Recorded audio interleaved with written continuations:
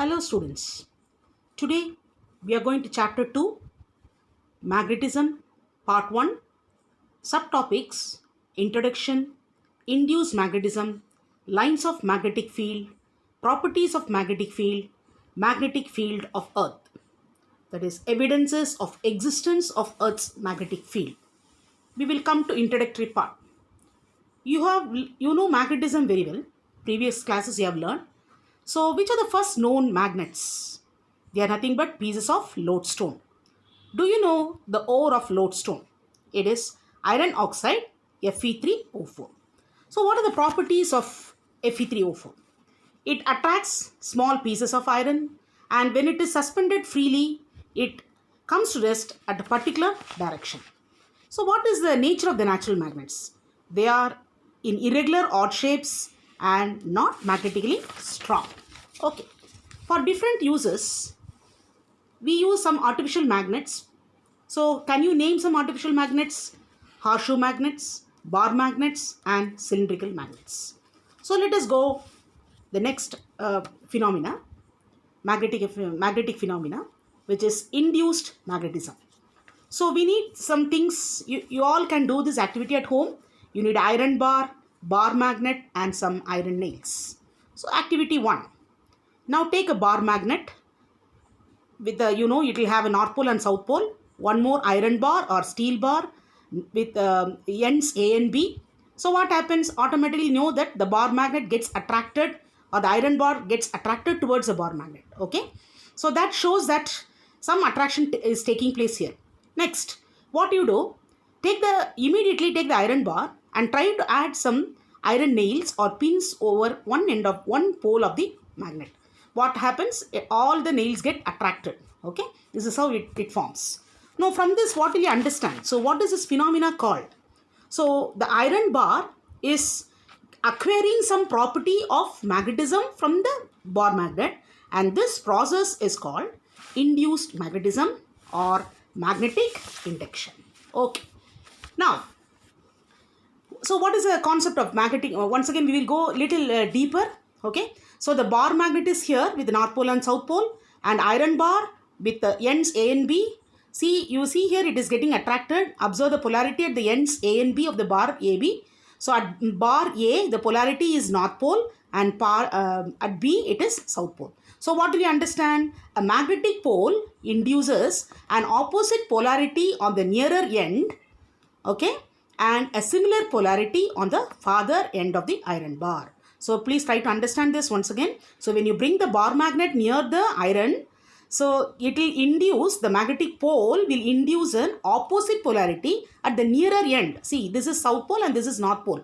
But at the farther end, it is again south pole. Okay. So this phenomena is called as magnetic induction. So what are the properties of magnetic induction? Induction precedes attraction, or induction possesses attraction, and it is temporary. So to understand that induced magnetism is temporary, we will do one more activity with a bar magnet and some pins or iron nails. Take a bar magnet and attach an iron nail, and below that keep on adding some iron nails like a chain. Okay. So after some time, you just remove the bar magnet from the topmost nail. So what happens? Within few seconds, all the other nails will fall down automatically. So this shows that the magnetism acquired by the induction is purely temporary. So it is not permanent, it is temporary. Very few seconds it will be there. After that, all the nails will start falling down. Okay. Now, we are going to learn. The next topic is lines of magnetic field.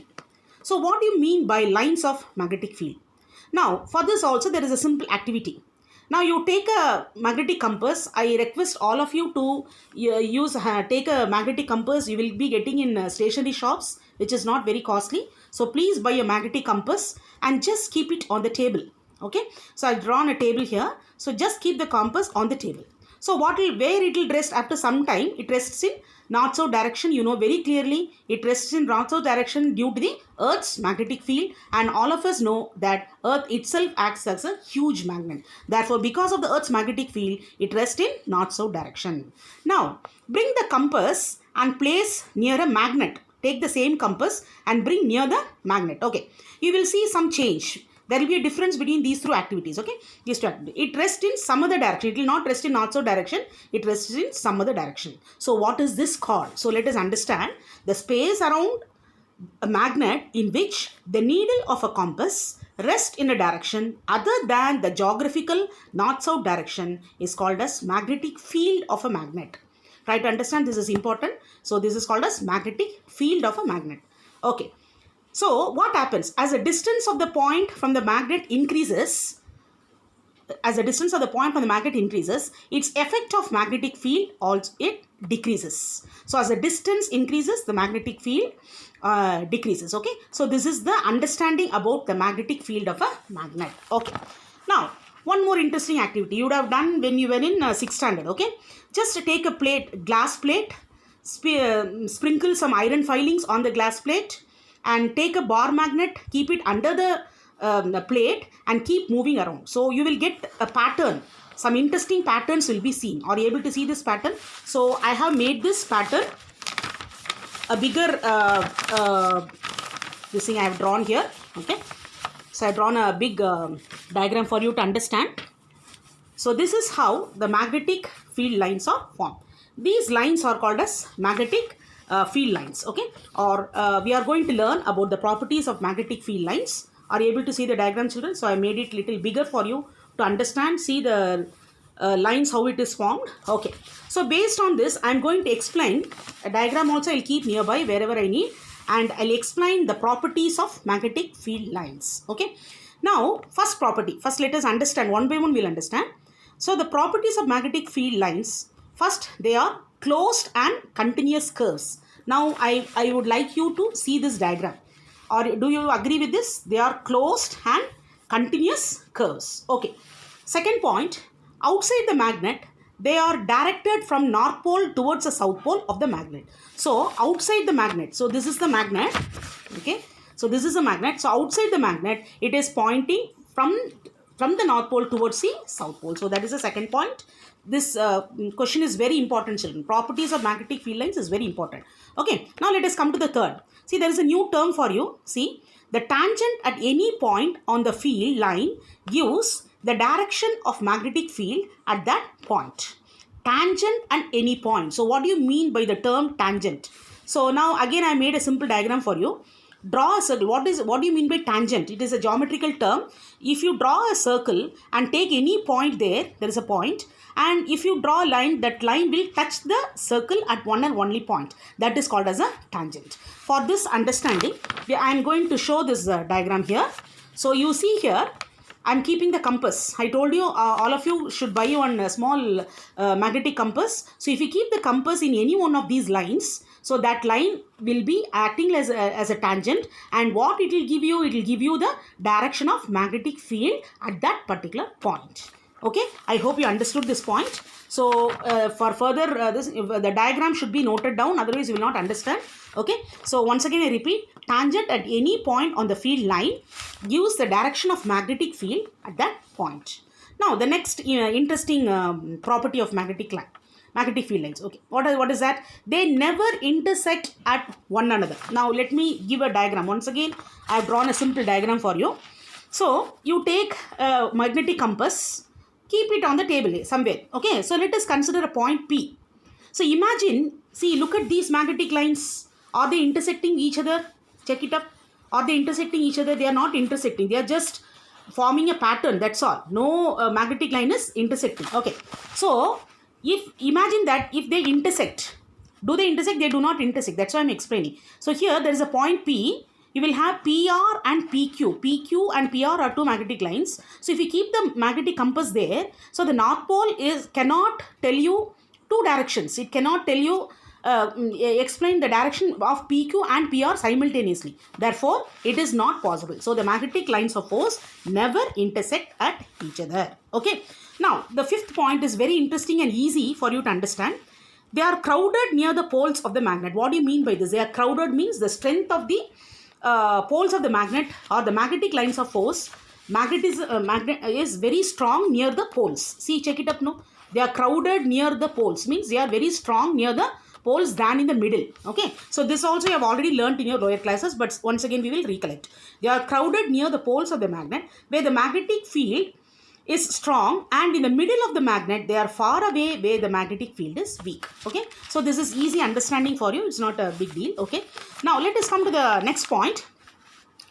Parallel and equidistant field lines represent a uniform magnetic field. Parallel and equidistant field lines represent a uniform magnetic field. So what is that? Where is it in the diagram? Okay, parallel and equidistant. See the end. See here, 4 lines. Are you able to see the straight lines? Okay, see these lines are nothing but they are these are also magnetic lines, but they are parallel and equidistant from each other, and therefore they represent a, what is that? They represent absolutely a uniform magnetic field. Okay, so additionally we will understand that the Earth's magnetic field is limited. The Earth's magnetic field in a limited space is uniform. Once again I repeat, the Earth's magnetic field in a limited space is uniform. So now the 7th point is very simple. They behave like stretched elastic rubber strings. Check it up, children. They behave like stretched. Very interesting. This diagram is very interesting. So you can also practice. So the magnetic lines of force behave like a stretched elastic rubber strings. Okay, so these are all the magnetic properties of magnetic lines of force. Shall we fast recollect? Okay, what are the first point? What is that? They are closed and continuous curves. Outside the magnet, they are directed from the north pole towards the south pole of the magnet. Tangent at any point on the field line gives the direction of magnetic field at that point. They never intersect one another. They are crowded near the poles of the magnet where the magnetic field is strong. Okay, and in the middle they are far away. Then parallel and equidistant field lines represent a uniform magnetic field. They behave like stretched elastic rubber strings. So from these 7 points, you understood the properties of magnetic field lines in a very, very clear manner. Okay, now let us come to the last part. Okay, so today we are going to see the magnetic field of Earth. See, this is again very interesting. Okay, how do you say that? Just now I told that Earth behaves like a magnet. So what is the proof that Earth behaves like a magnet, or what is the magnetic field of Earth? There are certain evidences. First 2 evidence we will discuss now. The next part I'm going to explain in detail about 3rd evidence and 4th evidence. So what is the first evidence? This already you know. Okay, so a freely suspended magnetic needle always rests in geographic north-south direction. So whenever you are suspending a free magnetic needle or a magnetic compass or even a magnet, and you bring the magnetic compass near the magnet, you will understand that it rests in geographic north-south direction. From this is a very strong evidence that Earth behaves like a magnet, or the magnetic field of Earth. Okay, now second point, this is very interesting again. An iron rod buried inside the Earth along the north-south direction becomes a magnet. Is it not very interesting, children? An iron rod buried inside the Earth. You also can try, I think. An iron rod buried inside the Earth along the north-south direction becomes a magnet in course of time. So these are the first 2 evidences which are very much theoretical, but the 3rd and 4th needs lot of explanation, so that we will see in the next part. Okay, so now what we are going to do is, we are going to discuss about the assignment as usual. Okay, so page 207. Exercise 10A, you have to learn questions 1 to 15 thoroughly, children. So magnetism is already you know the chapter, but still there is lots to learn. Unless you understand, it's difficult for you to learn. Okay, so draw the diagram, do the activity. First thing you do after listening to this part, go make ready with a bar magnet, iron steel rod, and some pins and some magnetic compass, and keep doing the activities so you will understand better. Okay, thank you so much, children. Bye.